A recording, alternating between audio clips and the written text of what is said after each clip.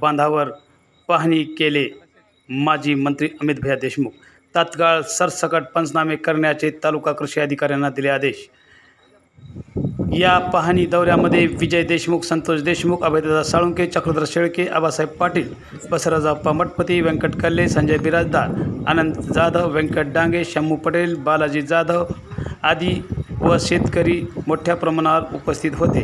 सरसकट पीक पंचनामे करून गतवर्षीचा पीक विमा मिळाला नाही अशी शेतकऱ्याची शोकांतिका संजय बिराजदार यांनी व्यक्त केली व यावेळी मंत्री अमित भैया देशमुख यांनी तात्काळ पंचनामे करण्याचे व अहवाल शासनास पाठवण्याचे आदेश तालुका कृषी अधिकारी खताळ यांना सुद्धा दिले।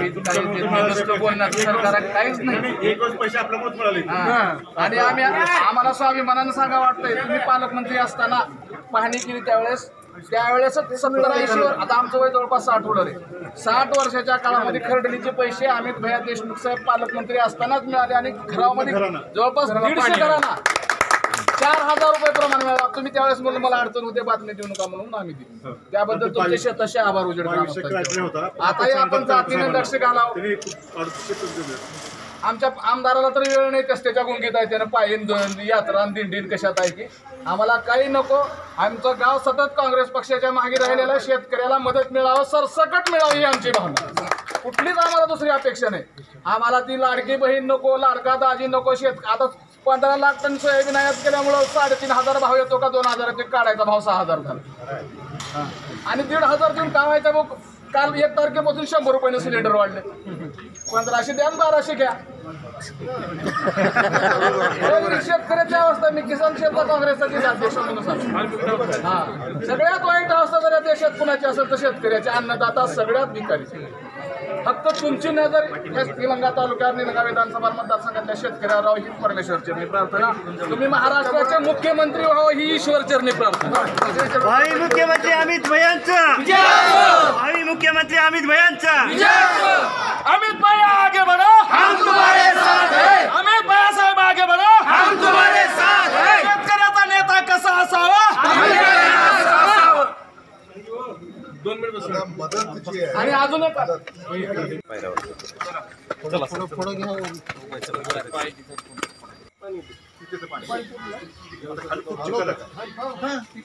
पाणी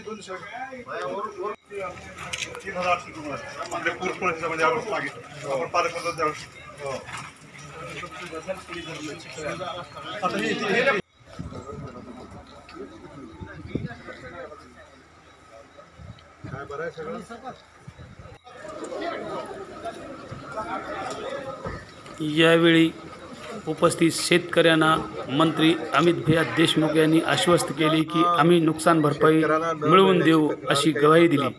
यावेळी दिलेली प्रतिक्रिया किंवा जिल्ह्यातली नाही आहे। विमा हा महाराष्ट्रामध्ये अनेक ठिकाणी विमा कंपन्या शेतकऱ्यांना देत नाही, काहीतरी थातूरमातूर कारण सांगून शेतकऱ्यांना विमा देण्यापासून वंचित ठेवतात या कंपन्या। अनेक वेळा आम्ही या कंपन्यांची तक्रार केलेली आहे, शेतकऱ्यांनी तक्रार केलेली आहे आणि म्हणून विम्याच्या संदर्भामध्ये एक नवं धोरण हे सरकारनं आखण्याची आवश्यकता आहे आणि महाविकास आघाडीचं सरकार या सार्वत्रिक निवडणुका विधानसभेच्या झाल्यानंतर महाराष्ट्र निवडून देईल, तेव्हा महाविकास आघाडी सरकारच्या माध्यमातून एक नवं धोरण विमा या संदर्भामध्ये आम्ही आखू, जेणेकरून शेतकऱ्याला एकदा सर्वेक्षण झालं, दुर्दैवानं नुकसान झालं की त्याला कुठेही चक्रा मारायची वेळ येऊ नये, थेट त्याच्या बांधावर ही मदत पोचेल अशी योजना आखण्याचा आमचा दृष्टिकोन आहे।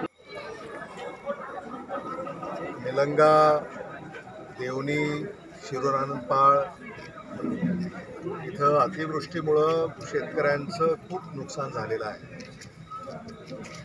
उजेड येथे आता आपण आहोत आणि उजेड इथे देखील शेतामध्ये पावसाचं पाणी शिरलं आहे आणि अजूनही शेतजमीन पाण्याखाली आहे।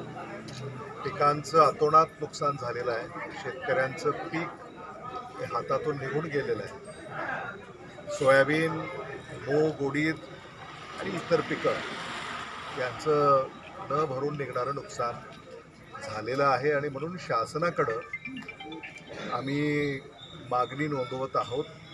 शेतकऱ्यांना सरसकट मदत ही तातडीनं त्यांच्या खात्यावर जमा झाली पाहिजे. पंचनामे हे आत्तापर्यंत व्हायला पाहिजे होते पण अजूनही सुरू आहेत असं मला सांगितलं आहे. त्यामुळे पंचनामे देखील त्वरित पूर्ण करावेत अशी मागणी आमची आहे.